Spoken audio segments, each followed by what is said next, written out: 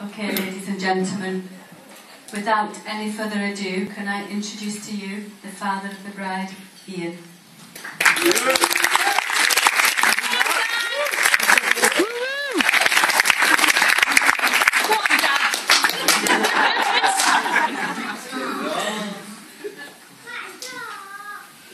Ladies and gentlemen, for those of you who may not know me, I'm Ian, and I'm the proud dad of Rebecca.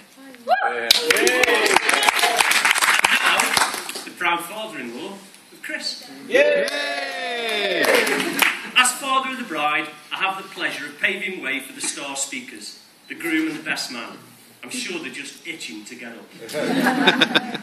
As father of the bride, it is my privilege to make the first speech.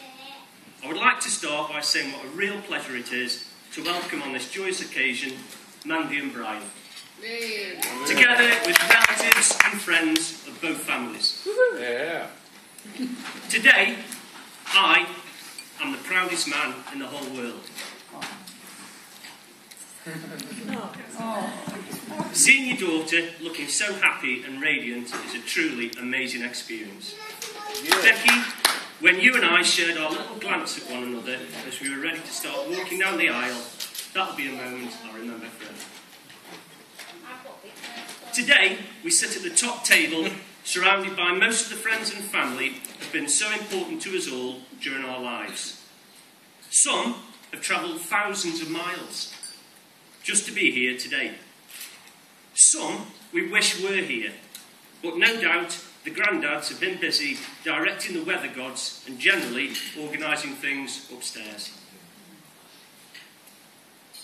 On behalf of Rebecca and Chris, Brian and Mandy, Karen and I, and of course Lily, Chris's daughter, we welcome you all and thank you sincerely for your friendship.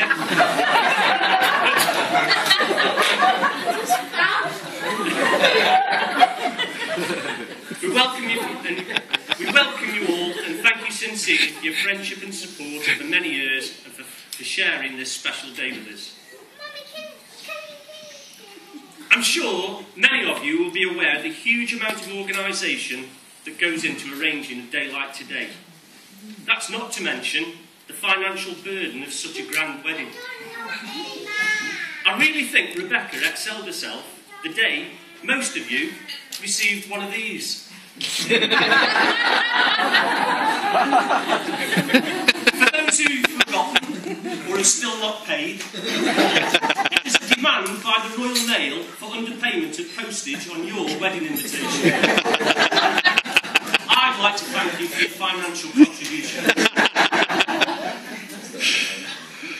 I cannot begin to tell you how delighted I am to see my daughter, Rebecca.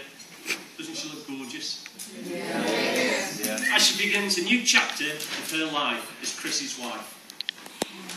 Becky arrived on the 8th of February 1988. To be honest, quite late. About 14 days late, if I remember correctly. And at the end, all in a bit of a rush. Becky, some things never change. It has been known for Becky to have the occasional sleepwalk, and this usually involves a conversation or even a walkabout during the hours that normal people find themselves asleep. I remember on one occasion waking at 5 o'clock in the morning to find Rebecca had emptied the entire contents of every single drawer, wardrobe and cupboard onto the bedroom floor. Apparently, she needed a hairbrush and she needed it now. To be honest, Rebecca, you'll be pleased to know that since you moved out and your brother moved into your bedroom, it still looks exactly the same. Travel is something that seems to be in the family genes. Rebecca has always enjoyed family holidays, but lately has also travelled to Malaysia and Gambia. However, Chris, I must warn you that despite all this, sense of direction is a bit of a mystery. I remember waving goodbye to Rebecca as she set off from home on a holiday to Newquay in Cornwall. I did the usual dad things, you know, take care, do you know the way, have you got a map? All this was followed by the customary, Dad, I'm a teacher, I know my geography. It will come as no surprise to many of you that this was followed some 5 hours later by a phone call asking if she should really be taking the Norwich turning off the M25. Of course, fathers are naturally biased where daughters are concerned, but in Becky I see an independent, intelligent and beautiful young woman, a daughter to be truly proud of.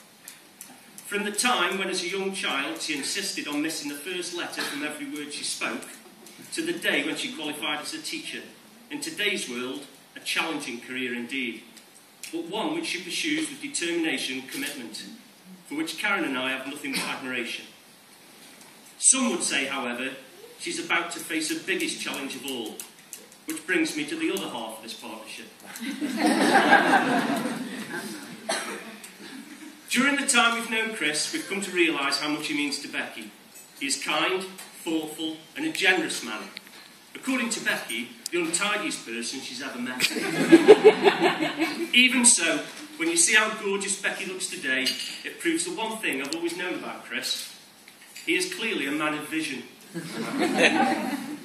Occasionally blurred, sometimes double,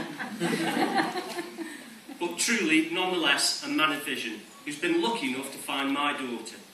So it's a pleasure, Chris, to formally welcome you into our kind of looking round, apparently fairly small family. And I know it's a cliche, but I'd just like to say that today we haven't lost a daughter, we've gained an expert in beer. Every family should have one. It's customary at this point for the father of the bride to offer his new son-in-law some words of advice. There is much I could say on this subject, but I particularly like the words of Oscar Wilde, who said, "Women are meant to be loved, not understood." And as someone who has himself been married for 30 years next Tuesday to one of the loveliest women I've had the good fortune to begin to understand, I still can't pretend to have all the answers. But in my view, Chris, you have known us long enough to know what you're letting yourself in for by joining our family. So to be honest, mate, I've got no sympathy. In my lifetime, I've been blessed with a number of truly landmark moments. Looking back, some were quite small, like the day the stabilisers came off my bike. Eventually, they grew in magnitude and significance. I passed my driving test. I got married, and Stoke made it into the Premiership. Hey! Then, the biggest one, surprise, it's a girl! They may not have occurred in that exact order. However, they were truly landmark moments. And today is another one of those truly unforgettable moments in my life. And it is with great pleasure that I ask you all to stand and lift your glasses in toast. Here's to the past for all you've learned. Here's to the present for all that you share. And here's to the future for all your plans together. And here's to love, laughter and happy ever after. I give you the toast, the bride and groom, Mr. and Mrs. Chris and Rebecca Tyrrell. Cheers.